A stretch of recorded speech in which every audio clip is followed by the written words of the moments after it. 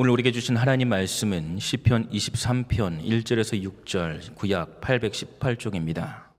여호와는 나의 목자시니 내게 부족함이 없으리로다. 그가 나를 푸른 풀밭에 누이시며 쉴만한 물가로 인도하시는도다. 내 영혼을 소생시키시고 자기 이름을 위하여 의의 길로 인도하시는도다. 내가 사망의 음침한 골짜기로 다닐지라도 해를 두려워하지 않을 것은 주께서 나와 함께 하심이라. 주의 지팡이와 막대기가 나를 안위하시나이다. 주께서 내 원수의 목전에서 내게 상을 차려주시고 기름을 내 머리에 부으셨으니 내 잔이 넘치나이다. 내 평생의 선하심과 인자하심이 반드시 나를 따르리니 내가 여호와의 집에 영원히 살리로다. 아멘. 어느 시골 교회에서 시편 23편을 전교인이 암송하는 그런 암송 대회를 열기로 했습니다.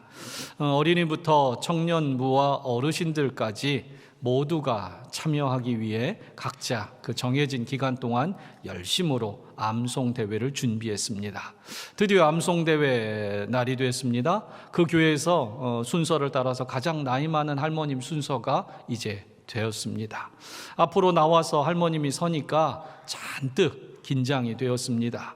그래도 첫 구절을 시작했습니다. 여호와는 나의 목자시니 내게 부족함이 없으리로다. 그런데 너무 긴장한 나머지 갑자기 다음 구절이 생각나지 않습니다. 어제 저녁까지 며느리와 함께 그렇게 줄기차게 암송을 했는데 지금 목사님, 장로님 그리고 손주 같은 아이들까지 모든 눈동자가 자신을 쳐다보고 있으니 도무지 긴장이 되어서 그 다음 구절이 생각이 나지가 않습니다. 앞에서는 며느리가 입모양으로 쭝얼쭝얼 그 다음 구절을 연신해 주는데도 그 입모양조차도 무슨 말인지를 모르겠는 겁니다. 그때 무안해진 할머니가 한마디를 외치고 자리로 들어갔습니다. 여호와가 내 목자면 됐지 뭐가 더 필요해? 그날 할머니의 이 한마디에 목사님과 교인들 모두는 큰 은혜를 받았고 그날 성경 암송대회 1등은 1절만 외운 할머니가 됐습니다. 그렇습니다. 여호와가 나의 목자면 됐지 뭐가 더 필요하겠습니까? 양에게 목자만 있으면 됐지 뭐가 더 필요하겠습니까? 오늘 본문에는 목자, 양 이런 비유들이 성경엔 참 많이 등장을 합니다. 그 성경 속에서 양은 여러 약한 동물 중 하나라고 말하는데 주저함이 없을 겁니다. 양의 특성을 조금 몇 가지 짚어보면 양은 강한 곳이 하나도 없습니다. 양은 사자처럼 강한 이빨도 없습니다. 그리고 다른 동물들처럼 자기를 방어할 뿔이라든지 그런 발톱이라든지 이런 것도 없습니다. 빠른 다리도 없습니다. 강한 것이라고는 아무것도 없습니다. 그래서 조금이라도 맹수가 찾아와서 자기를 공격하면 자신을 방어해낼 그런 재간이 전혀 없습니다. 약합니다. 또한 양은 방향 감각이 없다고 합니다. 그래서 어디에 갖다 놓으면 어디로 가야 될지, 무리 속에 있지 않고 홀로 두면요 어디로 가야 될지 방향을 못 찾는답니다. 그래서 성경에 보면 길을 잘 잃어버리는, 제 길로 간다고 표현하는 게 사실은 길을 잃어버리는 거거든요. 그러한 동물로 언급되곤 합니다. 또한 양은 시력이 매우 좋지 못합니다. 그래서 종종 바로 앞에 있는 그런 구덩이도 분간을 못해서 그곳에 빠지기도 한다고 합니다. 그런데 양과 비교할 것은 아니지만 인간도 얼마나 무력하고 연약한 존재인지 모릅니다. 인간이야말로 걷는데도 한참이 걸립니다. 뿐만 아니라 말을 의사소통을 하는 데는요 더 오래 걸립니다. 동물들은요 멍 하면 끝나요. 그런데 사람들은요 얼마나 긴 시간이 걸려야 겨우 밥 줄까? 이게 통하는지 몰라요. 인간은 만물의 영장이라고 하지만 인간이야말로 온 세상에 있는 어떤 존재, 동물들보다 약하고 무력한지 모릅니다. 하나님께서는 그렇게 인간을 성경에서 비유할 때 양이라고, 어린 양이라고, 연약한 양이라고 하나님은 성경의 비유를 통해 우리를 말하곤 합니다. 그런데 우리들은 그렇지 않습니다. 나는 다 할 수 있습니다. 나는 강합니다. 하나님 없이도 얼마든지 나는 살 수 있습니다. 그렇게 생각하며 사는 것만 같습니다. 사랑하는 성도 여러분, 하나님 앞에 약한 것은 부끄러운 고백이 아닙니다. 내가 하나님 앞에 연약하다고 고백할수록 하나님은 우리를 귀히 여깁니다. 찬송의 가사처럼 내가 연약할수록 더욱 귀히 여기사 높은 보좌 위에서 낮은 나를 바라보십니다. 이처럼 양이 약하고 방향 감각이 없고 눈이 좋지 못해도 딱 한 가지 조건만 갖추면 이 양에게는 아무 문제가 안 됩니다. 선천적으로 결함투성이로 태어난 양일지라도 후천적으로 단 한 가지 조건만 충족된다면 그 양에게는 전혀 문제가 되지 않습니다. 그게 뭘까요? 바로 목자입니다. 목자만 곁에 있다면 그 양은 걱정할 것도 문제될 것도 아무것도 없습니다. 그런 점에서 볼 때 양에게 있어서 문제는 양이 얼마나 잘났느냐 못났느냐가 문제가 아닙니다. 얼마나 자기 관리를 잘하는 양이냐 하는 것도 아무 소용이 없습니다. 오로지 양에게는 목자가 있느냐 없느냐만이 중요할 뿐입니다. 다윗은 오늘 시편에서 하나님을 나의 목자라고 고백하고 있습니다. 예수님께서는 요한복음 10장 14절에서 자신을 양을 위해 목숨을 버리는 선한 목자라고 스스로의 정체성을 규정하셨습니다. 즉 목자이신 주님께서는 양인 우리를 위해 계시다는 겁니다. 우리를 위해 일하십니다. 심지어 선한 목자 되신 주님은 기꺼이 나의 목숨을 양을 위해 버린다, 준다라고까지 말씀하십니다. 오늘 본문을 통해 목자 되신 주님께서 우리에게 구체적으로 어떤 분이 되시는지 우리가 함께 오늘 말씀 속에 몇 단어, 몇 구절을 생각하며 함께 은혜를 나누고자 합니다. 첫 번째로는 목자 되신 주님께서는 우리에게 부족함이 없게 해주십니다. 1절입니다.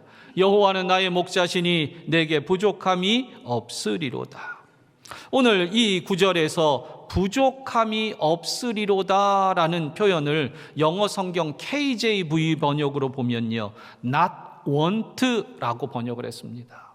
즉 나는 더 이상 원할 게 없다는 겁니다. 부족함이 없습니다라는 표현도 되지만 나는 원할 게 없습니다. 나는 더 이상 주님이 목자가 되시기 때문에 나는 더 이상 원할 게 없습니다라고 고백하고 있다는 겁니다.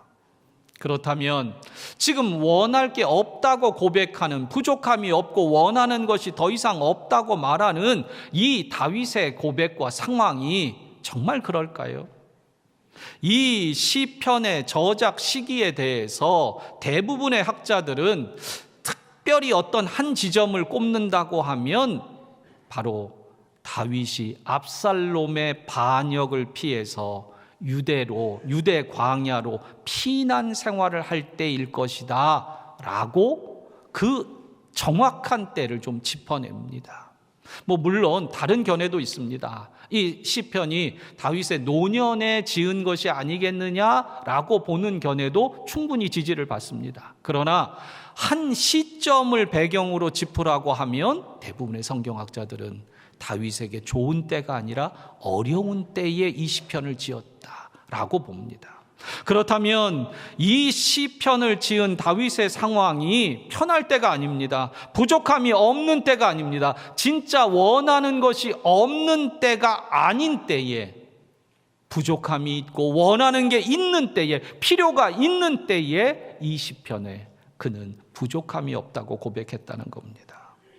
그런데도 이렇게 부족함이 없다고 고백할 수 있는 이유가 뭐냐? 오직 여호와가 나의 목자시기 때문이라는 고백입니다. 양은 풀이 어디 있는지, 시냇물이 어디 있는지 알지 못합니다. 그러나 목자는 알고 있을 뿐만 아니라 양의 모든 필요를 살펴서 양을 위해 낱낱이 공급합니다. 이런 목자가 있는 양은 더 이상 아무것도 원할 게 없습니다. 목자면 되니까요. 세계 2차 대전 직후에 부모를 잃은 아이들이, 전쟁 고아들이 꽤나 많았다고 합니다. 부모가 없으니 아이들은 길거리에서 끼니를 때우는 거, 그저 먹고 하루를 버텨내는 거, 그것이 늘 문제였습니다. 늘 한 끼를 먹은 다음에는 다음 끼니를 걱정하며 그렇게 불안 속에 이 전쟁 고아들이 살았습니다. 그런데 그 길거리의 고아 아이들을 고아원에서 데려다가 한 기관에서 돌보아 주게 되었습니다. 그곳에서는 음식도 풍성합니다. 끼니마다 다 주었고, 그리고 잠자리도 편안하게 잘 보살펴 주었습니다. 그런데 잘 음식도 먹고 그리고 편안한 잠자리에서 그렇게 잘 수 있도록 다 여건을 만들어 주었는데도 아이들이 이상하게 밤이면 잠을 설치는 아이들, 불안해서 계속 깨는 아이들이 있는 겁니다.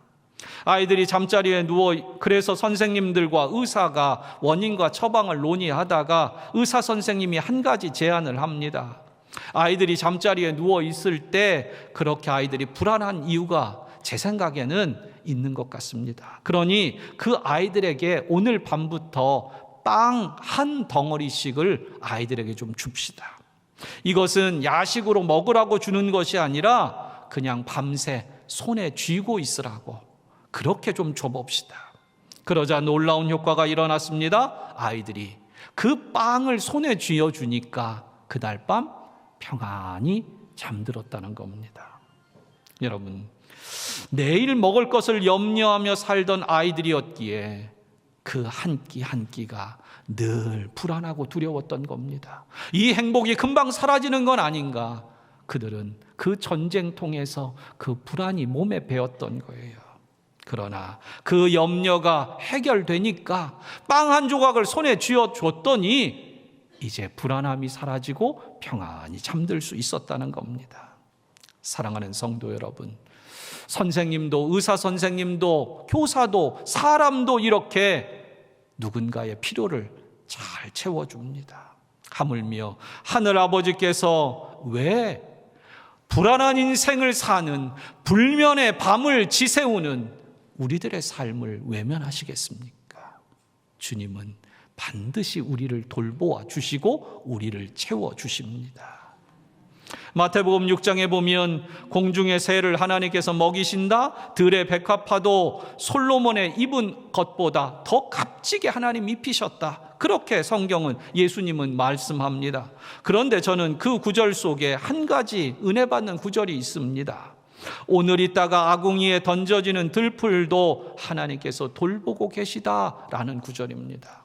여러분 생각해 보십시오. 들풀이 어느 날 꺾여서 그 아궁이에 불 피우는데 그 불기운에 사그라드는 들풀로 사라질 겁니다. 그런데 그렇게 하루 만에 사라지는, 잠깐 있다가 불기운에 사라지는 그 들풀조차도 하나님이 돌보고 계시다는 겁니다. 여러분, 우리의 인생은 내일을 알 수 없습니다. 오늘 지금 분명히 내가 인생이라는 풀밭에 있는 것 같지만 언제 내 생명이 꺾이고 언제 내가 누리고 있는 모든 것이 한순간에 불기운에 사라질지 모릅니다. 그런데도 하나님은 염려하지 말라고 합니다. 왜요? 우리를 하나님이 돌보고 계시다는 겁니다. 이 한 해도 여러분 이 한 가지 기억합시다. 하나님은 우리를 부족하지 않게 채워주시는 분입니다.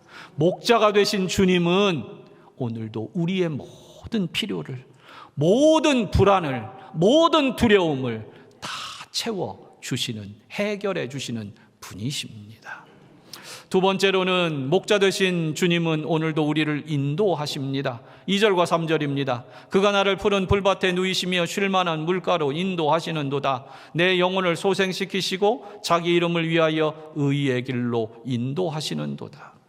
오늘 이 말씀에서 인도하신다라는 말씀을 두 번이나 반복하고 있습니다. 목자 되신 하나님께서는 우리를 쉴만한 물가로 인도하십니다. 또 의의 길로 인도하십니다. 혹 양이 어리석어서 잘못된 길로 가려 할지라도 당신의 이름을 위하여 그 양떼를 의의 길, 바른 길로 반드시 인도하신다는 겁니다. 여러분, 이 말씀은 오늘을 사는 우리에게 든든한 보장이 됩니다. 우리가 살아가는 인생길에서 때로 우리의 판단은 실수합니다. 때로는 잘못된 길을 우리는 선택할 수 있습니다. 그럴 때 하나님은 우리를 그냥 두지 않으십니다. 우리를, 양된 우리의 허물을 너무도 잘 아시기에, 우리의 연약함과 부족한 판단을 너무도 잘 아시기에 주님은 책망하는 대신에 우리를 다시 인도하십니다. 의의 길로, 바른 길로 다시 당신의 이름을 걸고 우리를 끝내 인도해 주신다고 약속하고 있습니다. 여러분, 제가 운전을 할 때 내비게이션을 다들 쓸 겁니다. 그런데 내비게이션에 어떤 기능들이 많겠지요. 그런데 무엇보다 내비게이션이 참 잘하는 거 하나가 있습니다. 그것은 뭐냐면, 제가 길을 바꾸어도 얘는 목적지, 설정해 놓은 그 목적지로 계속 길을 인도한다는 겁니다. 예. 가끔 이상한 데로 가기도 하지요. 그러나 어찌됐건 목적지를 정한 대로 내가 내 고집대로 이 길이 맞아 하고 가더라도 내비게이션은 어떻게 해요? 또다시 인도합니다. 아닙니다, 도십시오. 아닙니다, 바꾸십시오. 끝까지 몇 번이고 한 번이 아닙니다. 계속해서 인도합니다. 여러분, 하나님의 인도하심이 이 내비게이션보다 못하겠습니까?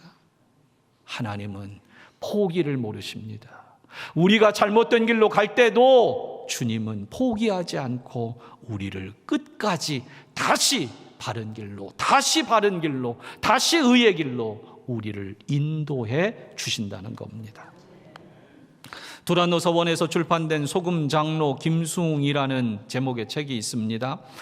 책에 나오는 김수웅 장로님은 염전과 소금 장사로 큰 부자가 된 분입니다. 그 책 내용 중에 어느 해의 한 이야기입니다. 사건입니다. 이분이요, 사업을 하다 보니까 사업 욕심이 좀 생겼습니다. 소금을 생산해서 5, 6월에 팔면 10,000원에 팔 수 있고 11월 김장철에 팔면 20,000원을 받는답니다. 이 가격의 흐름을 수십 년 하다 보니까 이 가격의 흐름을 너무도 잘 알고 있는 거예요. 그래서 그 해에는 5, 6월에 생산한 그 소금을 저장하기로 작정을 했습니다. 그래서 용산의 원효대교 옆에 대한통운 야적장이 있는데 그곳에 소금 3,000여 가마를 산같이 쌓아 놓았습니다. 김장철에 팔아서 이익을 남기겠다라는 그러한 마음인 거죠. 그런데 그해 8월 태풍이 왔습니다. 홍수가 났고요. 용산 일대가 물바다가 되었습니다. 당연히 원효대교 그 옆에 야적장은 바로 물가 곁이니까 어떻게 됐겠습니까? 소금이 모두 다 물에 잠긴 게 아니라 녹아서 없어져 버렸습니다. 그저 그냥 가마떼기만 남아 있는 겁니다. 그 장면을 찾아와 본 이 김수웅 장로님이 기가 막혀 하나님께 항변을 합니다. 하나님, 왜 나에게 이런 시련을 주십니까? 제가 헌금 생활도 봉사 생활도 열심히 했는데 왜 이런 일이 저에게 벌어지는 겁니까? 그렇게 한참 기도인지 항변인지를 쏟아놓고 있는데 마음속에 하나님의 음성이 들려옵니다. 수웅아, 이것도 감사해라. 너는 이번 홍수를 통해서 권세도 명예도 건강도 물질도 그 어느 것 하나도 내가 지켜주지 않으면 다 사라진다는 거, 그걸 깨달아라. 물질은 누구에게나 필요하지만 영원한 생명과는 비교할 수 없는 아주 작은 것에 불과하다. 그러니 이제 너는 나를 바라보아라. 그 마음의 감동으로 주님이 음성을 주시더랍니다. 그때 마침 목사님이 위로하려고 다 떠내려갔다니까 급하게 신방을 오신 겁니다. 그리고 그 자리에 목사님이 찾아왔습니다. 그때 찾아온 목사님에게 김수웅 장로님이 이렇게 말했답니다. 목사님, 홍수가 나서 이 소금더미 모든 게 다 떠내려갔습니다.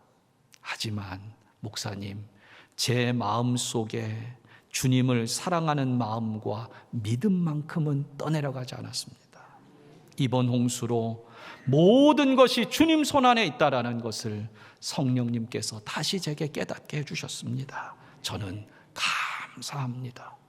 그 다음날 회사에 출근하니 직원들 모두 회사가 망하게 되었다고 걱정드립니다. 그때 직원들을 모아놓고 이 김수웅 장로님이 말을 합니다. 여러분, 아무 염려하지 마십시오. 나는 이번 일을 통해 큰 것을 깨달았습니다. 시편 119편 71절 말씀같이 고난을 당한 것이 내게 유익이라. 반드시 이 고난을 통해 내게 유익이 될 줄 깨달았고 하나님께서 그렇게 인도하실 줄 저는 믿습니다. 그런데 며칠 후에 농협 강원도 지부에서 전화 연락이 옵니다. 강원도 전체에, 도 전체에 소금을 공급하는 일을 맡아달라는 겁니다. 가을철에 이제 김장철에 소금을 대는 걸 맡아달라는 겁니다. 그래서 농협 강원도 지부 책임자를 만나 상황을 솔직히 말하기로 했습니다. 그리고 말합니다. 제가 보유한 소금은 며칠 전 홍수에 다 녹아 떠내려갔습니다. 그러나 거래처는 있으니까 만일 대금의 50%를 먼저 선금으로 주시면 제가 필요한 모든 물량을 다 맞춰드리겠습니다. 물건도 받기 전에 돈을 달라니 그게 어디 되겠습니까? 하지만 김수웅 장로님은 담대하게 이렇게 말을 이어갑니다. 저는 예수 믿는 사업가입니다. 저를 믿고 선금을 주시면 절대로 실망시켜드리지 않겠습니다. 며칠 후 50% 선금이 입금되었습니다. 그래서 전국 거래처에 소금 수매 계약을 완료했습니다. 그리고 그의 김장철에 소금값이 폭등하게 됩니다. 그래서 그 계약했던 금액보다 몇 배의 차익을 이분이 더 얻게 되었다는 겁니다. 결국 하나님의 놀라운 인도하심으로 그는 그 8월에 홍수 났던 모든 손해를 만회하고도 남았답니다. 책 속에서 책 말미에 김수웅 장로님은 이 소금과 관련해서 자신이 깨달은 이러한 묵상의 내용을 적어 나왔습니다. 하나님께서는 마실 수조차 없는 바닷물 같은 내 인생을 졸이고 졸여서 세상을 살맛나게 하는 소금이 되게 하셨습니다. 여러분, 우리도 때로 경제적으로, 심적으로, 영적으로 졸이고 졸이는 상황을 만나게 됩니다. 내 판단으로, 내 걸음으로 우리는 걷다 보면 때로는 그 어딘가 끝을 알 수 없는 그러한 불안의 곳에 놓입니다. 그러나 하나님께서는 그 고난을 통해 나를 소금이 되게 하시는 정말 은혜의 길로 우리를 인도하고 계시다는 겁니다. 여러분, 먹을 수 없는 바닷물 같은 존재이건만 쓸모없는 판단과 그릇된 판단을 쉽게 해버리는 나지만 주님은 나의 삶을 졸이고 졸여서 고난이라는 그 인도를 통해 끊임없이 나에게를 인도해 주셔서 결국 맛있는 소금이 되는 인생으로 만들어 주신다는 겁니다. 사랑하는 성도 여러분, 올해를 바라보며 이것 하나 기억하십시다. 올해 하나님께서 반드시 나의 삶을 인도하신다. 나의 판단은 그릇돼도, 나는 실수해도 하나님은 실수하지 않으시고 나를 인도하신다. 여러분, 어떠한 고난과 어떠한 역경 속에서도, 어떤 시련 속에서도 인도하시는 하나님을 믿고 사는 성도님들 되시기를 축복합니다. 끝으로 하나님 목자 되신 주님은 우리와 함께 하십니다. 4절입니다. 내가 사망의 음침한 골짜기로 다닐지라도 해를 두려워하지 않을 것은 주께서 나와 함께 하심이라. 주의 지팡이와 막대기가 나를 안위하시나이다. 하나님은 당신의 양떼가 죽음의 골짜기를 지날지라도 그 양떼와 함께하며 그 양떼를 인도하시며 그 양떼를 그 모든 사망의 음침한 골짜기를 지나가게 하시는 분입니다. 오늘 본문의 사망의 음침한이라는 히브리어는 짤라무트인데 이 짤라무트는 두 단어가 합해진 말입니다. 짤라는 죽음이고 무트는 그림자입니다. 즉 죽음의 그림자 혹은 죽음의 그늘입니다. 생각할 때 다윗은요, 정말 그림자와 그늘에 숨어서 지내야 됐던 일이 너무도 많았습니다. 그는 사울에게 쫓길 때 정말 발각되지 않으려고 덤불숲에 동굴 속에 그는 그렇게 그늘 속에 지내야 했습니다. 그는 아들의 반란 때문에 그는 그 길을 도망갈 때 대낮에 도망간 게 아니에요. 밤길에 신도 신지 못하고 도망가야 됐습니다. 그리고 그는 전쟁을 수없이 겪으며 죽음의 위협 속에 날마다 지내야 했습니다. 그런데도 그 사망의 음침한 골짜기, 사망의 그늘을 다닌 그곳에서도 주님이 함께 계셨고 주님이 지켜주셨고 주님이 인도해 주셨다는 겁니다. 오늘 이 구절에서 필립 켈러는 양과 목자라는 책에서요, 오늘 이 4절 말씀에 한 가지 더 부연하는 표현이 있습니다. 내용이 있습니다. 이 필립 켈러는 이 4절에 사망의 음침한 골짜기로 다닐지라도 라는 표현을 묵상하며 이렇게 해석을 해놨습니다. 사망의 음침한 골짜기에 주저앉는다거나 매몰된다고 성경은 기록하고 있지 않습니다. 사망의 음침한 골짜기로 다닌다라고 성경은 기록하고 있습니다. 그러면서 영어 성경 NIV 번역을 적어 놓는데 거기엔 이렇게 적혀 있습니다. 다닌다라는 표현을 walkthrough라고 되어 있어요. 곧 함께하는 목자를 따라 통과한다는 겁니다. 사망의 음침한 골짜기 그곳에서 주저앉는 게 아니라 매몰되는 것이 아니라 통과하게 되었다는 거예요. 그것은 누구 때문에? 양이 잘나서요? 아니요. 오직 함께하고 인도하는 목자가 있기 때문이라는 겁니다. 여러분, 오늘도 우리와 함께 하시는 목자, 인도하시는 목자를 따라 인생의 사망의 그늘도 통과하게 될 줄 믿으시길 바랍니다. 이처럼 함께 하시는 하나님에 대한 다윗의 고백의 절정은 6절입니다. 함께 하시는 주님, 내 평생의 선하심과 인자하심이 반드시 나를 따르리니 라는 표현입니다. 성경 주석으로 유명한 이상근 목사님은 오늘 이 6절을 주석하면서 이렇게 설명을 적었습니다. 다윗이 원한 바는 세상적인 재물이나 권력이 아니라 하나님의 선하심과 인자하심이다. 더 정확히 말하면 다윗이 그것을 추구한 것이 아니라 그것이 다윗을 추구했다는 것이다. 여러분, 무슨 얘기입니까? 다윗이 내가 주의 선하심과 인자하심을 따라다닌 게 아니라 함께 하시는 하나님이, 그 선하심이, 그 인자하심이 다윗을 따라다니고 있구나라고 다윗은 깨달았다는 거예요. 여러분, 이게 너무 중요합니다. 내가 주님을 따라가는 것 같은데 정확히 보면 주님의 선하심과 인자하심이 오히려 나를 따라다니고 있었어요. 주님의 은혜가, 목자가 나를 따라다니고 있었다는 거, 이걸 깨달은 겁니다. 사랑하는 성도 여러분, 오늘 함께 하시는 주님이신 거 잊지 마십시오. 그리고 함께 하시는 그 주님이 항상 나를 따라다닌다. 그 선하심이, 그 인자하심이 나와 함께 정도가 아니라 나를 따라다니고 있다라는 거 믿으시길 바랍니다. 말씀을 맺겠습니다. 소설가 이외수 씨는 그의 한 글 모음집에 이런 글을 적어 놓았습니다.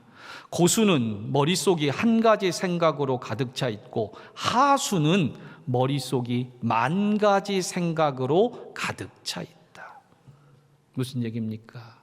어떤 분야건 한 고수는, 그 분야의 한 고수는 그것을 이루기 위해 필요한 생각, 성공을 위한, 성취하기 위한 생각 하나에만 몰입한다는 겁니다. 그런데 하수는 오히려 실패할지 모른다는 불안과 두려움을 그 만 가지 생각으로 오히려 불안에 떤다는 겁니다. 여러분, 새해 복 많이 받으시고 또 이 새해를 살아갈 때 한 가지 꼭 여러분에게 축복과 덕담을 드리고 싶습니다. 여러분 모두 신앙의 고수가 되기를 바랍니다. 여러분, 어떤 상황, 어떤 형편에 처해도 오로지 한 가지 생각만 하고 사십시오.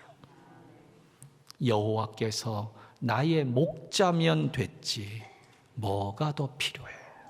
여호와께서 나의 목자면 됐지 뭐가 더 필요해? 이것 한 가지만 생각하고 믿는 주님의 귀한 어린 양 되어 사는 우리 모든 성도님들 되시기를 축복합니다. 기도하겠습니다.